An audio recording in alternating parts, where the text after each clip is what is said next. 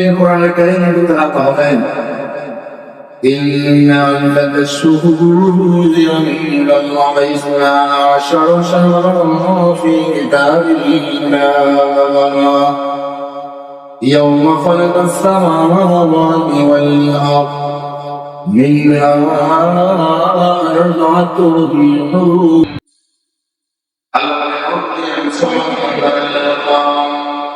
إن عدة الشهور عند الله 12 شهرا في كتاب الله আল্লাহর কাছে নিশ্চয়ই মাসসমূহের বর্ণনা মিনহা এই 12 মাসের মধ্যে 4টা মাস সম্মানিত মাসের সংখ্যা হলো আজকে কালের গণনা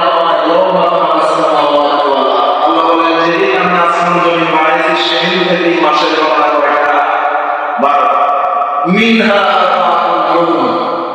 এই 4টা মাস 12টা মাসের মধ্যে 4টা মাস হলো সমান 4টা মাস কি সমান এই 4 মাসের মধ্যে একটা মাস হলো জিলহজ একটা মাস কি জিলহজ যেটা আপনার সামনে আছে আরেকটা মাস জিলহজ যেটা বিদায় নিয়েছে এই 4টা মাসের ভিতরে আবার সবচেয়ে বেশি সম্মানিত যেটা সেটা হলো জিলহজ সেটা হলো কি জিলহজ সবচেয়ে বেশি সম্মান যে মাসে সবচেয়ে বেশি মর্যাদা যে মাসে ওই মাসের নাম কি কথা বলেন ওই মাসের নাম কি জিলহজ মাস কোন মাস কোন মাস কোন মাস জিলহজ মাস আরবি মাসগুলোর নাম উচ্চারণ করলে সব আরবি মাসগুলোর নাম উচ্চারণ করলেও কি এই জন্য কবি বলেন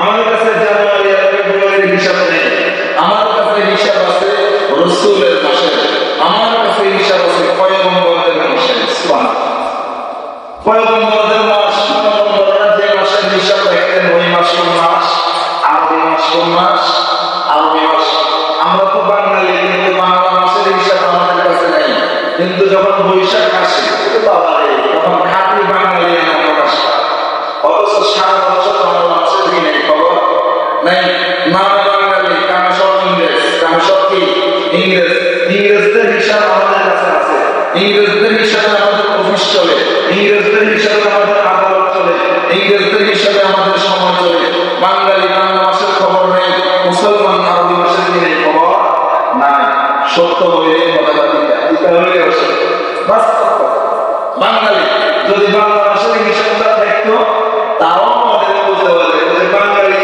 খাঁটি বাঙালি তো এই জন্য বাংলা মাসের হিসাব বাংলা মাসের হিসাব যদি বলা হয় এখন বৈশাখ মাস চলতেছে না জ্যৈষ্ঠ মাস চলতেছে বেশিরভাগ মানুষ বাঙালির খবর নেয় আবার যদি বলে বৈশাখ মাসের কয় তারিখ জ্যৈষ্ঠ মাসের কয় তারিখ তাও আমরা জানি অথচ আমরা বাঙালি যদি বলে মে মাসের কত তারিখ তখন চোখ বন্ধ করে বলে দেবে মে মাসের এই হলো আমাদের এই হলো আমাদের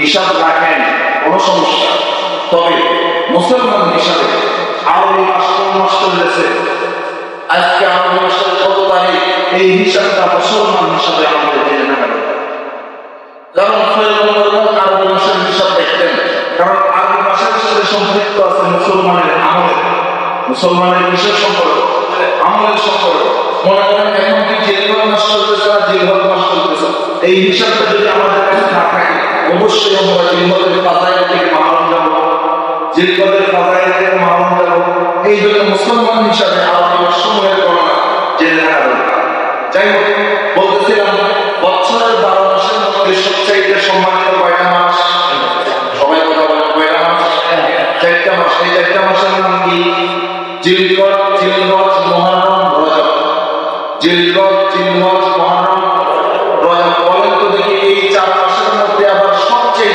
বেশি সম্মানিত কোনটা জিলহজ কোনটা? যেই জিলহজ আমাদের সামনে এসেছে, আজকে হলো জিলহজের সম্ভবত 27 তারিখ, কত তারিখ? 27 তারিখ। আর মাত্র 2-3 দিন পরে এসেছে জিলহজ মাস। দাম মাস, সম্মানিত মাস। কেমন সম্মানিত? এক দৃষ্টিকোণ থেকে জিলহজ মাসের সম্মান রমজানের চেয়ে বেশি। ভুল বুঝিয়েন না, কোন দৃষ্টিকোণ থেকে আমি ক্লিয়ার করেছি। কারণ যখন রমজান মাস আসে, মুসলমান হিসেবে আমাদের যতগুলো ইবাদত আছে, বলেন তো দেখি, মাহে রমজানের সবগুলো ইবাদত একসাথে জমা হয়? বলেন না, সবগুলো জমা হয়? হয় না তো। কারণ হজের সম্পর্ক তো রমজানের সাথে না, কোরবানির সাথে সম্পর্ক তো রমজানের সাথে না। কাজে রমজান মাস যদিও নাকি দামি, রমজান মাস যদিও নাকি সম্মানিত, কিন্তু ইসলাম ধর্মের সবগুলো ইবাদত একসাথে যে মাসে জমা হয়, ওই মাসের নাম হলো জিলহজ। ওই মাসের নাম কি? জিলহজ। জিলহজ মাসে রোজার সম্পর্ক আছে, কোরআনে কারীমের তেলাওয়াত আছে, কোরবানি আছে। এছাড়াও ইসলাম ধর্মের খুঁটি হজ জিলহজ। কোন মাসে? জিলহজ। এই জন্য এই দৃষ্টিকোণ থেকে, আমলের দৃষ্টিকোণ থেকে সবচাইতে দামি এবং সম্মানিত মাসের নাম হলো জিলহজ। মাসের নাম কি? অথচ এই জিলহজ মাস আমরা কাটাই কোরবানির বাজারে ঘুরতে ঘুরতে, আর গরুর লেজ